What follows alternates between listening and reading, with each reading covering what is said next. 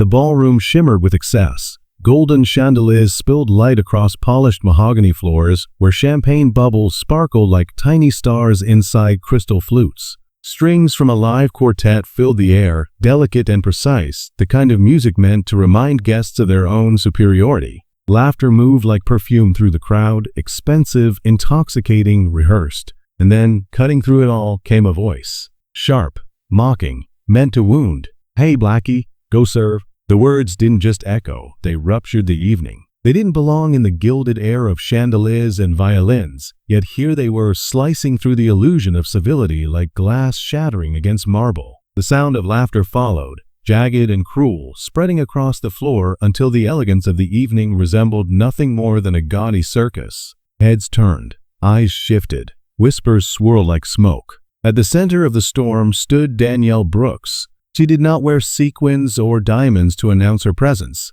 No chandelier earrings, no glittering tiara. Just a simple ivory dress, elegant but understated, clean lines, deliberate minimalism.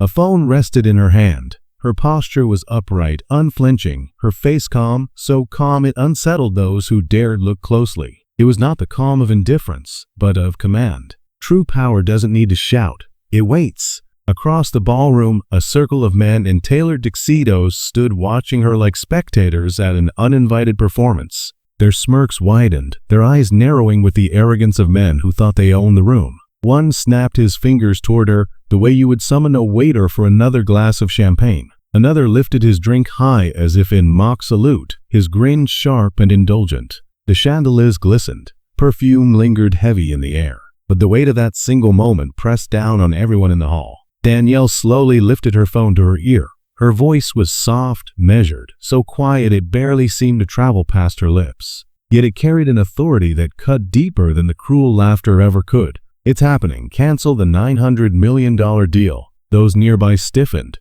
They hadn't heard the exact words, but they felt the shift. Something had just moved in the air, something they couldn't yet name. The tall man with the glass raised an eyebrow, amusement flashing across his face. "Which catering company are you with?" he jeered, his voice booming for the crowd's benefit. "Be quick, and maybe you'll earn yourself a tip." Beside him, a woman adorned in a string of pearls leaned closer, her voice dripping disdain. "Sweetheart, this event is for investors only." And the room began to tilt. Some guests chuckled uneasily, unsure if they should join the mockery or stay silent. A few lifted their phones, pretending to check messages but slyly recording. Near the back, a young reporter, quick-eyed and instinctive, slid a discreet camera from her clutch and pressed record. What had begun as laughter was transforming into evidence. Danielle stood still, her silence heavy. This wasn't the first time. At 28, she had been escorted out of a boardroom she was supposed to lead, mistaken for staff because no one believed she could hold that much authority. At 34, while negotiating a global acquisition, she had been asked to fetch coffee, assumed to be her own assistant.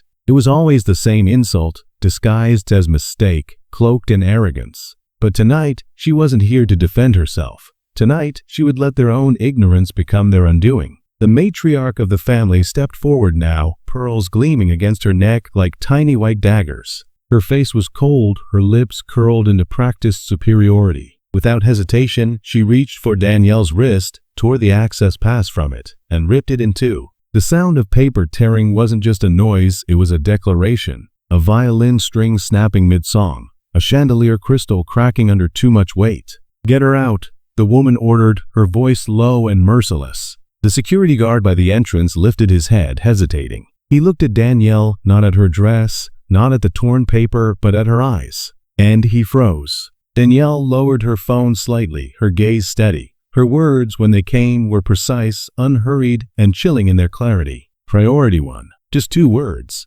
Yet the authority behind them vibrated through the marble floor like a command no one dared disobey. The waiter holding a silver tray tightened his grip, his knuckles white. The reporter zoomed in, recording everything, the pearls, the torn pass, the unshaken woman in ivory who refused to bend. But the tall man doubled down, his voice louder now, laced with desperation. "Security. She's a fraud." He jabbed a finger at Danielle. "She's pretending to be someone she's not, trying to force her way into a $900 million deal." A hush spread. Conversations stuttered into silence. A guest near the back whispered, almost afraid to speak, "$900 million? That's the Whitmore deal." and suddenly every head in the ballroom snapped toward Danielle. This wasn't an interruption anymore. This was revelation. Danielle lowered her phone fully, her hand resting calmly at her side. Her voice was smooth, granite strong.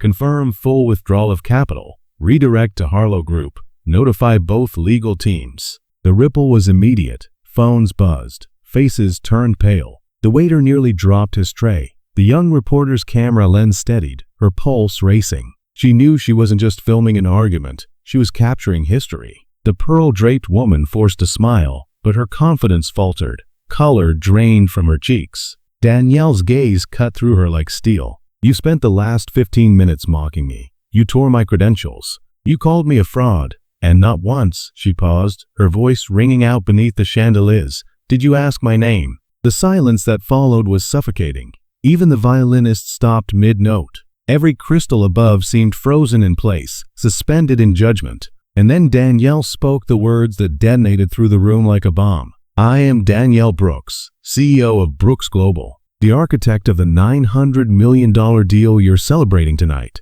I built it. I funded it. And just now, she paused, letting the weight settle, I handed it to your competitor. The room imploded. Gasps rippled. The matriarch's pearls lost their glow, her hand trembling. The tall man's smug expression collapsed into shock. From the back, a single clap, then another, and another, until the ballroom was filled with applause, rising like thunder, drowning the quartet, echoing against marble and glass. Dozens of phones glowed red with recording lights. The humiliation was no longer private, it was public, permanent, viral. Danielle raised her chin slightly, her voice carrying one final truth. I never needed to raise my voice. You did the work for me. All I did was let you be seen. And in that moment, the ballroom was no longer theirs. It was hers. Not the pearls, not the chandeliers, not the champagne, just her presence. She was not the server they mistook her for. She was the empire they would never forget. All of you will live with this. Allison's voice wasn't directed at anyone in particular,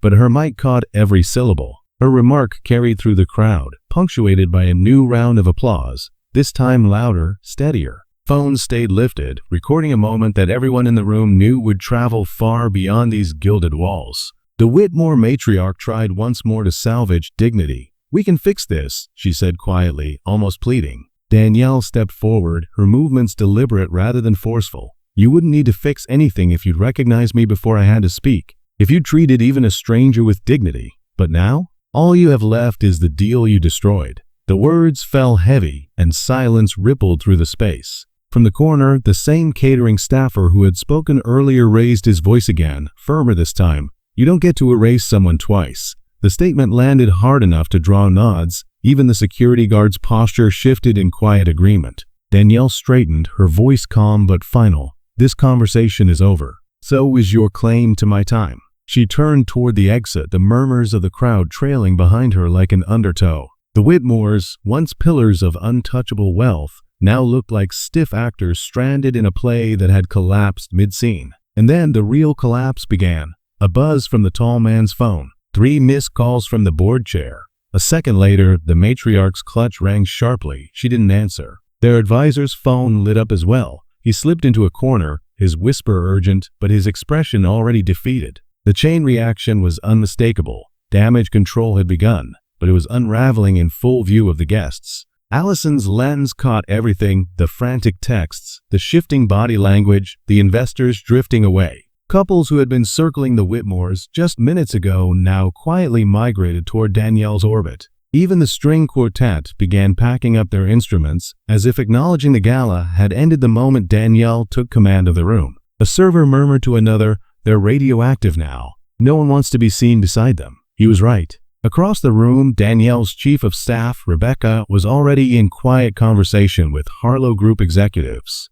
Smiles were exchanged, papers shifted hands. The message was crystal clear. Power had left one camp and found its new home. The matriarch's composure cracked at last. She's ruined us in front of everyone. The tall man said nothing, only glaring at Allison's still recording phone like it was a spotlight exposing every crack. A guest muttered near enough for several cameras to capture. They did this to themselves. Chairs scraped as more attendees rose, not toward the Whitmores, but away from them, following Danielle's lead. Danielle never rushed. Each step she took toward the exit felt intentional. giving her rivals time to feel the weight of their downfall. Rebecca intercepted her midway, tablet in hand. Harlow contracts are finalized, and as instructed, Whitmore's access to Brooks Global's investor portal has been revoked. Danielle nodded once.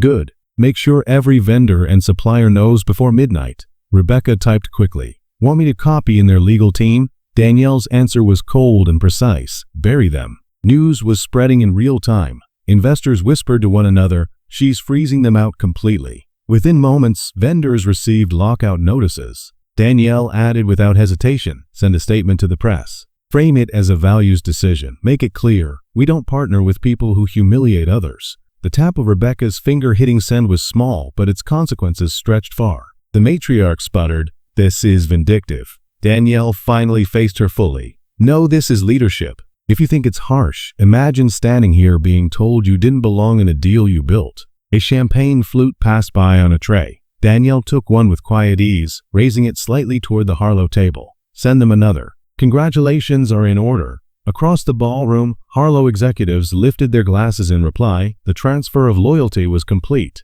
Rebecca leaned closer once more. Do you want me to initiate the portfolio review of Whitmore's holdings? Danielle didn't hesitate. Yes. Anything tied to our network, cut it off. The tall man's instinct was to lunge forward, but he froze under the gaze of dozens of recording phones. Danielle returned the untouched champagne to the tray. I don't need to toast this. It isn't a win. It's a correction. Within minutes, notifications hit every phone in the room. Brooks Global terminates partnership with Whitmore Group, citing breach of values and public misconduct. Allison read it aloud on her stream, her voice tight with the thrill of a scoop. This isn't rumor, it's corporate fact. The room shifted again. Investors began shaking hands with Harlow executives. Guests openly distanced themselves from the Whitmores, some already calling brokers to pull funds. A PR handler muttered urgently into her phone, cancel tomorrow's press conference. We're in salvage mode. The collapse was no longer slow motion. It was happening live. By the time Danielle stepped into Brooks Global's boardroom later that week, the Whitmore's empire was already crumbling. Their stock plummeted, their investors defecting. Harlow's CEO leaned back in his chair and asked, you've gutted their biggest deal in a decade. What's next? Danielle didn't pause. We make sure they can't rebuild with anyone else's capital. Rebecca slid over a document listing every vendor, partner, and subcontractor shared between the three firms. We've already secured alternatives for more than half. Whitmore is losing its supply lines as we speak. Harlow's executives exchanged glances. You're not just cutting ties, you're cutting them out. Danielle's eyes were steady. Exactly. If they want to compete, they'll have to start over. By then, they won't have leverage or reputation left. The plan was ruthless, but flawless. As investors pulled hundreds of millions from Whitmore projects, Danielle pushed further. Review every trademark, patent, or licensing deal in their pipeline. If it fits us, we buy it first. If it doesn't, we tie it up so they can't. Jonathan Pierce, Harlow's CEO, gave a low chuckle. You've turned them into a cautionary tale overnight. Danielle's reply was cool. Good. That's exactly where they belong. Later, standing in her corner office as the sun set across the city, Danielle glanced at a sealed envelope on her desk, marked urgent, bearing the Whitmore crest. She didn't bother opening it. Apologies, please, maybe offers, it didn't matter. Instead, she fed it into the shredder, the embossed seal splintering into ribbons. When Rebecca asked if she wanted to give a public statement, Danielle shook her head. The statement's already been made. And as the city lit up outside her window, Brooks Global glowing at its crown, Danielle allowed herself a quiet smile. Not for the victory, but for the unshakable truth. She had never needed to prove she belonged in their ballroom. She had built an empire that made the ballroom belong to her.